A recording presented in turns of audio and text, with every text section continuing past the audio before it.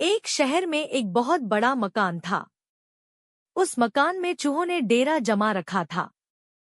जब भी मौका मिलता वे अपने अपने बिलों से निकलते और कभी खाने की चीजों पर अपना हाथ साफ करते तो कभी घर की अन्य चीजें कुतर देते। उनका जीवन बड़े मजे से बीत रहा था। इधर मकान मालिक चूहों से तंग आ चुका था, इसलिए वह एक बड़ी सी बिल्ली ले आया। अब वह बिल्ली उसी घर में रहने लगी। बिल्ली के आने से चूहों का जीना हराम हो गया। जो भी चूहा बिल से निकलता वह उसे चट कर जाती। चूहों का बिलों से निकलना मुहाल हो गया। वे दहशत के माहौल में जीने लगे। बिल्ली उनके लिए एक बहुत बड़ी समस्या बन गई थी।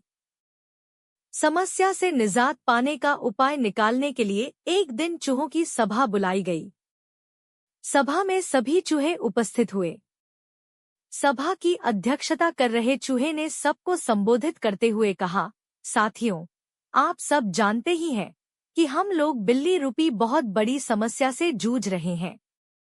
वह रोज हमारे किसी न किसी साथी को मारकर खा जाती है। बिलों से निकलना मुश्किल हो गया है, लेकिन इस तरह हम कब तक बिल में छुप कर रहेंगे? भोजन की व्यवस्था के लिए तो हमें बिल से बाहर निकलना ही होगा। यह सभा इसलिए आयोजित की गई है ताकि इस समस्या का समाधान निकाला जा सके।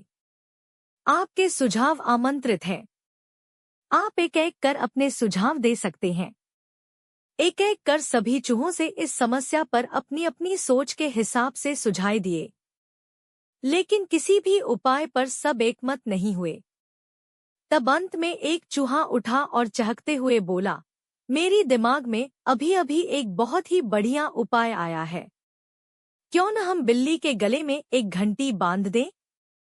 इस तरह बिल्ली जब भी आसपास होगी उस घंटी की आवाज से हमें पता चल जाएगा और हम वहां से भाग जाएंगे। कहो कैसा लगा उपाय?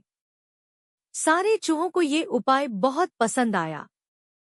वे खुशी में नाचने और झूमने लगे, मानो उनकी समस्या का अंत हो गया हो। तभी एक बूढ़ा और अनुभवी चूहा खड़ा हुआ और बोला, मूर्खों, नाचना गाना बंद करो और जरा ये तो बताओ कि बिल्ली के गले में घंटी कौन बांधेगा?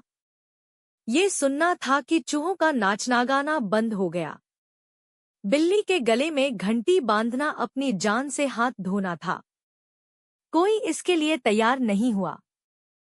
सभा में शांति छा गई थी। तभी इस शांति को चीरते हुए बिल्ली के कदमों की आहट सबके कानों में पड़ी और फिर क्या था?